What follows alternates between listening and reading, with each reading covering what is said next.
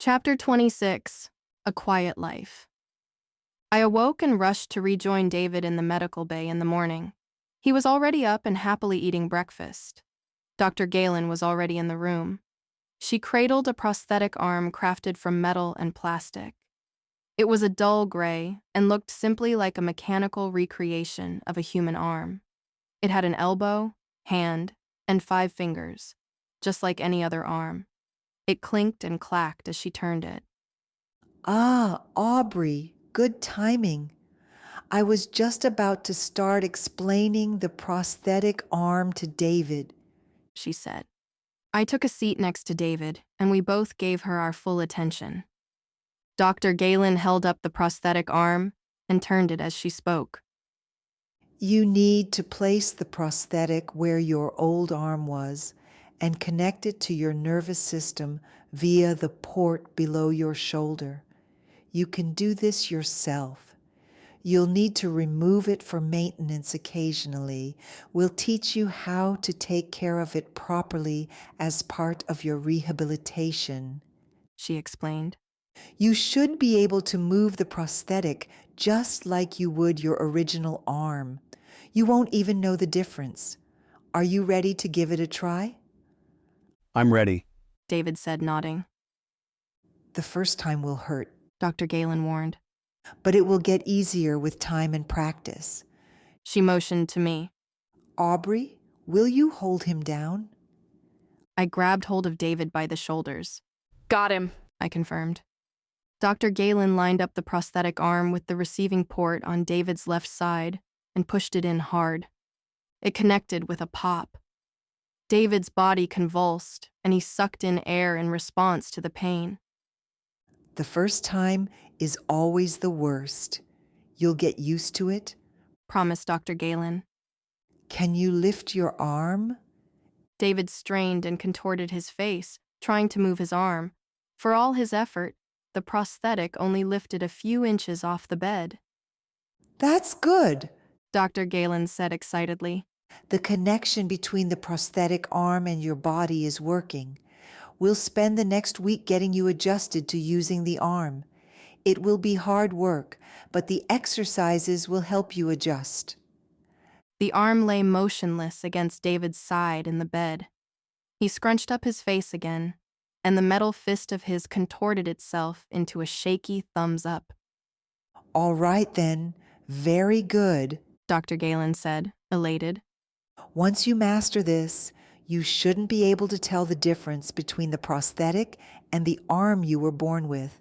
If you wear a long-sleeved shirt, no one will even know you are missing your original arm. The following days were filled with David practicing with his new arm. The doctors had him arrange and stack blocks to improve his mobility and dexterity.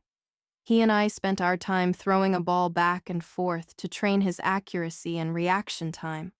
The same stream of visitors who had come to visit him immediately after his surgery continued to come by and check on his progress. Diane made sure to challenge David to an arm wrestling match when he was healed. No one stayed for long, though. As usual, everyone seemed to be busy working. When Diane, John, and Seth came by together, I asked if they had to leave on any other missions soon. We've earned a bit of a break after all of that fuss. Huffed Diane. But it won't last forever. I'm sure they'll put us back to work after you two go home. She put her hands on her hips. We won't consider the mission complete until we put you back where we found you. She hummed. Even Troy, the enigmatic leader of the underground, visited. He simply asked if the arm was to David's liking and about his rehabilitation. David was polite, but he didn't make any attempt to chat outside of answering questions. I got the feeling that David didn't entirely trust Troy. I understood the feeling. We both carried a healthy skepticism of anyone too high up on the chain of command. The week came and went quietly. Through sheer determination, David mastered using his new arm and was discharged by Dr. Galen. She patted him on the back. Good luck out there. Remember, try not to overexert yourself. You're technically leaving earlier than you should. She expressed. I'll be careful. David promised. Thank you for everything. Dr. Galen turned to me and extended her hand. Aubrey, take care of yourself. She instructed, using her doctor voice. I will. I replied, taking her hand. Diane, John, and Seth were waiting outside for us. Diane looked sullen. I knew she was disappointed we weren't going to stay. John seemed to be much more accepting of our decision, or at least he didn't let his true feelings be known. Seth, of course, was Seth. Are you ready to go? Asked John. You don't all have to come to take us back. I offered, Nonsense. replied John, shaking his head. All three of us want to see you off and to make sure you get home safe and sound.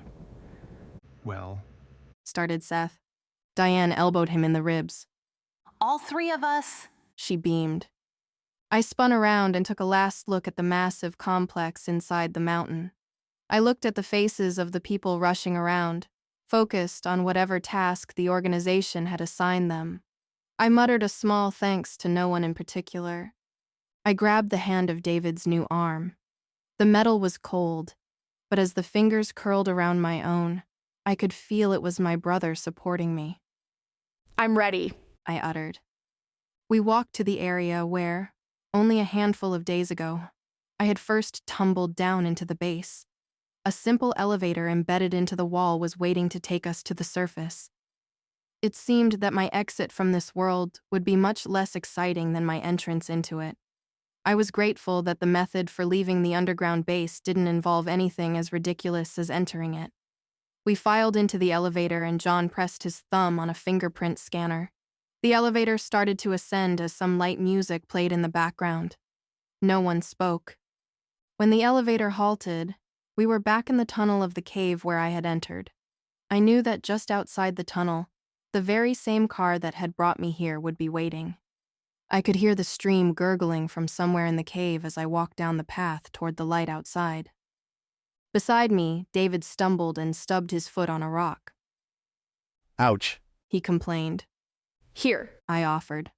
hold on to my shoulder. I was much more sure-footed in the cave this time. Exiting the cave, the light streaming through the trees was a welcome sight. The air was thick with the smell of decaying leaves. This deep into nature, you wouldn't have any idea that just below the mountain was a secret organization armed to the teeth. Birds called to each other in the trees as we picked our way back down the path to the car. When we reached it, David and John cleared the brush, hiding it, as Seth, Diane, and I watched. he's already confident with the new arm. Mumbled Seth. I was surprised that he spoke. He was always a fast learner. I replied. What will you do when you get back? Seth asked. I'm not sure exactly. I admitted. I guess we'll get jobs and live life. Maybe I'll go back to school. I just don't want to fight anymore. I finished. There's always a fight. Seth hissed, stepping toward the car. I let him go. Diane lingered. He's jealous of you, you know. Said Diane. The fight is all he's ever known. I know. I replied. Have you forgiven him for what he did to your squad?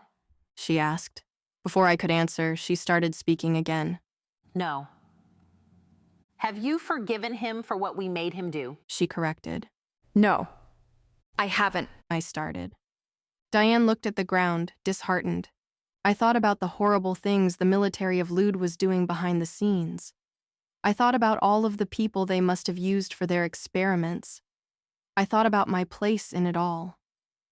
But I do understand. I finished. Diane looked up, and we held each other's gaze for what felt like a long time. She nodded, We're ready when you are. called John. The black limousine gleamed in the sunlight. It looked like a shiny black beetle huddled amongst the massive trees. We piled into the car, with John again in the driver's seat and Diane by his side. David, Seth, and I were relegated to the roomy back seat of the limousine. I felt like we were a band of unruly kids being driven around by a pair of watchful parents. The car lurched forward, and we were off. We again traveled through the beauty of the forest and countryside. As always, the towering mountains kept watch. This time, everything seemed a little brighter now that my family was whole again. The hours passed, and we got closer and closer to home. John and Diane made small talk with us. Seth occasionally smirked. David often smiled. There was no talk of missions or assassinations. When we pulled up in front of my home, John called out. We're here. David looked longingly out of the window. It looks just like I remember. He said in awe. It is just like you remember it. I assured him. He opened the door, got out, and stretched. Stiff from the car ride, I followed him out and did the same. John, Seth, and Diane didn't move. All three of them stayed seated in the car. Do you three want to come in for a cup of tea? I asked. Diane smiled. We can't. We have to get back. She apologized. Maybe another time. I knew they wouldn't take me up on my offer. We had chosen to live in separate worlds. Another time, I echoed. I looked over at Seth, and we locked eyes for a long time. He nodded. I nodded back and turned to walk away from the car. David and I walked to the front door framed by the cozy porch. I noticed that the black limousine didn't drive away until I put my hand on the doorknob.